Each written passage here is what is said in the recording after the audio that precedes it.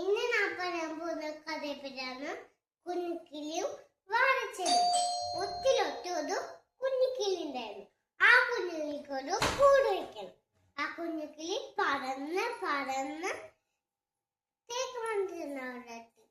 തേക്കുമണ്ടേ ഞാൻ ഇവിടെ കൂട് വെച്ചോട്ടെ. ഇത്രയും ശക്തിയുള്ള എന്റെ വീട്ടാണോ കൂട് വയ്ക്കുന്നേ? വേണ്ട വേണ്ട വേണ്ട വേണ്ട.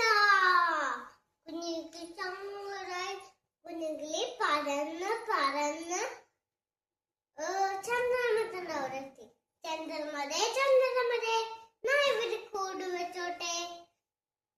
ഇത്രയും മണല്ല എന്റെ വീട്ടാണോ കൂട് വയ്ക്കുന്നേ?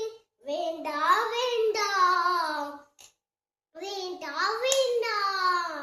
കുഞ്ഞിക്ക് ചങ്കടായി കുഞ്ഞി പറന്ന് പറന്ന് വാഴച്ചെടിയുടെ അവിടെ എത്തി. വാഴച്ചെടി ഞാൻ ഇവിടെ കൂട് വെച്ചോട്ടെ. വാഴച്ചെടി ചന്ദ്രത്തോടെ കൂട് വെച്ചോണ്ട് വന്നു.